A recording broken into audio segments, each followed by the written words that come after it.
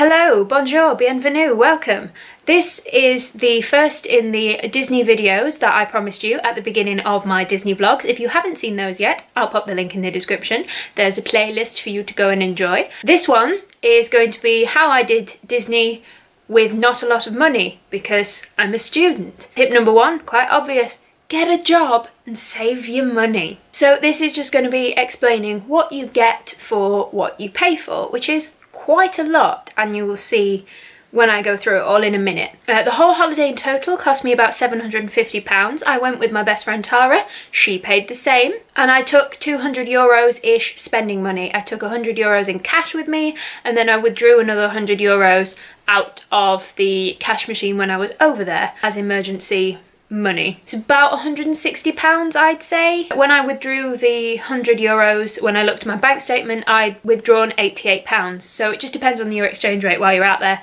But, you know, take your money and stuff. I'm going to get started straight away because this is going to be a long one. Oh, by the way, just quickly before I start, if this is the first time you've been here, there's a red button down below there that says subscribe. Click it, please. I'll be ever so grateful. Mwah! First things first, we're going to get started on the travelling. Now, me and Tara took the Eurostar, which is probably the best way to do Disneyland Paris. Oh, another thing, this video is talking about Disneyland Paris. We are organising a trip to Florida, Orlando, but this one's going to be focusing on Disneyland Paris, because right now we don't have enough money to go to Florida, but we will do when we go. So that'll be another one I talk about later. Oh, I should preface this as well. We went from Monday to Friday, and this was before the summer holidays, but after May half term. That's always cheaper if you go outside of school holiday times. That's just an obvious one to think about when you're booking your holiday. So we went from London St Pancras International to Disneyland Paris station. The Eurostar pulls up exactly outside Disneyland Paris, and then there are shuttle buses that take you to your hotels and back again to the parks. So it's pretty easy to work out once you're there. The Eurostar cost us about £169 for a return journey. But we went from Lincoln, where I live, to London, where we don't live, and then we went from London St Pancras International to France. Pretty straightforward so far. So you go through St Pancras International, you do passport control where you show a man your passport, then you show a machine your passport. Don't really understand how that one works, but it did. Then somebody scans your bags, and then you walk through a big beeper to tell you if you're carrying anything you shouldn't be. All bog standard safety stuff. Eurostar is about 3 hours long. You set off around 10:15 English time and you arrive at 2:15 French time, so you're at 3 hours on the train. They're an hour ahead, remember. The Eurostar trip is comfortable, even in standard class. We were in standard class. We walked through first class to go and have a browse or a nosy, really, and it looked pretty much the same. Not paying for anything extra apart from extra space to put your baby's crap if you're going with children. But we were just going as two non-children, children-free, one teenager, one not teenager. So, very comfortable, it's nice. There's a food cart on the Eurostar, but I would recommend getting something to eat at St Pancras because it'll probably be cheaper. If you really want to save on that money, take sandwiches with you because you will be travelling through lunchtime. So a couple of breakfast bars wouldn't go amiss. Pop them in your hand luggage. Also a packed lunch because you're allowed to take food through security on the Eurostar because there's nothing on the other side. So take sandwiches with you if you want to save a little bit of money. Travel rep comes down the aisle. If you book through a travel agent like we did, which I would recommend if you want to save money because they will do it as a package and they will just make everything a lot easier for you. You don't have to book your Eurostar ticket separately and whatnot. Just go to a travel agent. It'll make everything easier. It'll make payments easier. You'll feel a lot safer having someone else do the organising for you. A travel rep comes down from your travel agents. He will give you a pack. Now, if you've done the sensible thing and chosen the Disney Express luggage service, they will give you some tags for your luggage. Park tickets, early entry passes, hotel, immigration form, that will all come in this little pack that the travel rep will give you, and all you need to do is fill out the immigration form and give it to someone at the hotel when you check in, and then that's all you need to do. The Disney Express is where you put your name and your travel number on 3 tags, and you rip off the bottom tag and give your suitcase to a man at the Eurostar in the Disney Express booth type thing. You'll find it quite easily. There's signs for it everywhere. They will then take it to your hotel for you so you can go straight to the parks. When you go to your hotel, go to the Disney Express kiosk that they've got there, hand the man your ticket, they will find your suitcase for you, give it back, and then you have 2 more tags, rip off one for the return journey, tag still left, give it to the man at the hotel, go to the parks, collect it at the Eurostar on your way out. Pretty simple, pretty easy to work out. They'll explain it for you anyway, but if you want a little bit more information about the Disney Express service, I will write it in the down bar because otherwise I'm going to go on forever. So to save money where hotels are concerned, I would recommend staying at Hotel Santa Fe, and it's also Cars themed. So when you go into your rooms, there's Cars stuff about. There's the bed, it's white bedding, and then a panel in the middle with Cars stuff. Then there's like traffic cones in your bedroom. It's real cute. But to be honest, you're not going to be spending that much time in your hotel apart from to eat, which I'll get onto in a minute, and to sleep, which you probably won't be doing much anyway because you're in fucking Disney. You can't sleep in Disney. You're too excited for... So we went a standard room, sleeps 2 to 4 because there's 2 big double beds. In Santa Fe, you get bed, breakfast, and evening meal if you choose half board, which choose half board. They have meet and greets at breakfast with Mickey, Goofy and Pluto. They alternate throughout the week. So you get double beds, they provide you with shower gel, but I'd take your own anyway because we all know what hotel shower gel is like. You get a TV, you also get towels, also saves luggage room. And the towels are replaced every day, so you don't need to worry about that. There's a gift shop downstairs with very helpful staff who are absolutely lovely to go and have a chat to in the morning. Everyone's really nice and helpful. Obviously they are, it's Disney, but it's just a little added bonus. Make sure when you are talking to your travel agent that you choose the half board option.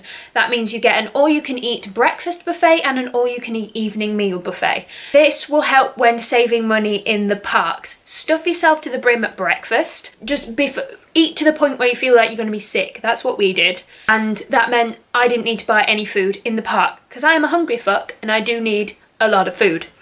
So I stuffed myself to the brim at breakfast, so by the time we went back to dinner after the parade, I only needed like an ice cream or something to top me up. I saved money in the long run by stuffing myself to the brim at breakfast. Also stuff yourself to the brim at dinner as well. You won't be able to resist doing that. There is so many options and it's really genuinely lovely food. When you usually go to an all-you-can-eat buffet and it's mass produced like that, sometimes it can feel a little bit like a school dinner, but honestly it's really, really nice stuff. Outside your hotel there is always a shuttle bus station. Go to the shuttle bus station, get on the shuttle bus, it will take you to the Disney park. You may feel a little bit confused when the shuttle bus pulls right outside the Eurostar again, but don't worry, the Eurostar is 30 seconds away from bag check and scan in Disney World. So just get off the bus, walk towards the big globe with Tinkerbell on, you'll find everything you need right there. As well as all that business, you also get park tickets. Park tickets will let you into both parks. There is Disneyland Park with a C because they're French. And there is Walt Disney Studios. Disneyland Park opens at 8 and shuts at 11. It only opens at 8 for Disneyland hotel guests, hence the early entry pass. They will ask for that while you're on your way into the park as well as into Fantasyland, which is the only bit that's open at 8 AM. It means you can get in the queues for things that you love. Some of the rides are open, some aren't. You're just going to have to play it by ear on that one. I don't think they figured out how to open it that early successfully yet, but they're working on it, so bear with them. And Walt Disney Studios opens at 10. There is no early entry pass for Walt Disney Studios.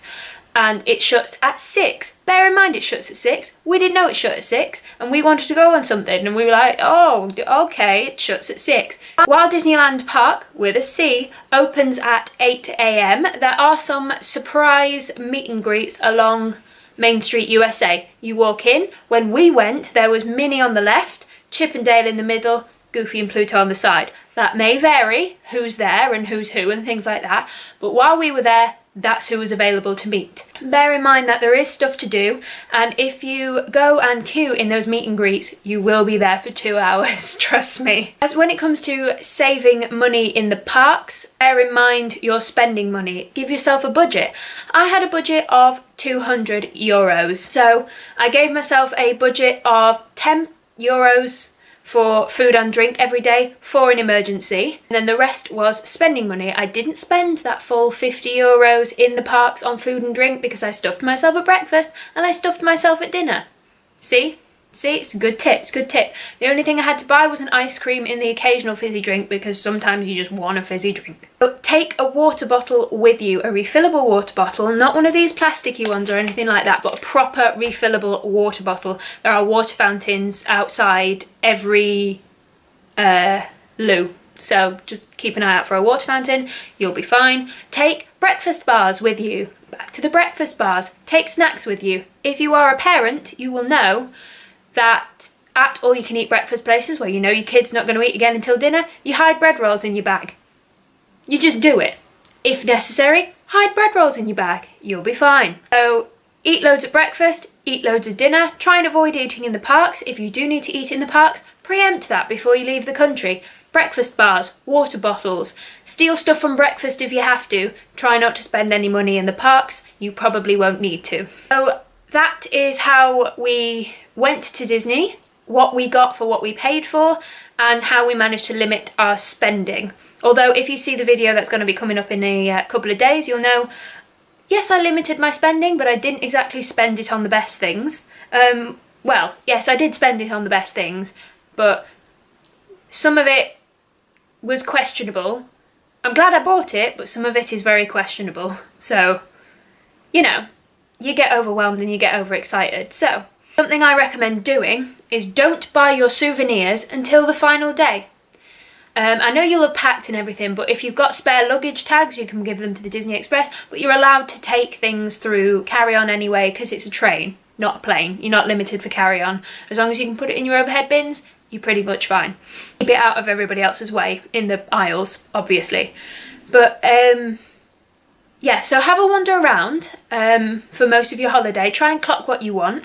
I clocked the mugs that I wanted and the notebooks that I wanted. Took me ages to choose my tiara.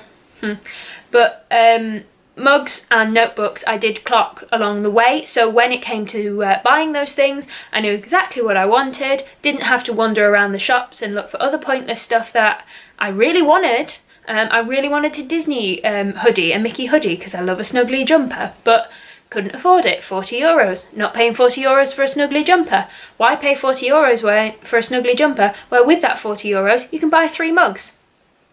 So shop around for your souvenirs, but don't buy them until the last day, so you've had enough to digest all the Disneyland stuff that overwhelms you in the gift shops, and then you can narrow it down on your holiday and choose a select few things that you want. Also, helps you choose practicality. Remember, how are you going to get this shit home? You've got to carry it because it's not in your suitcase. Saving.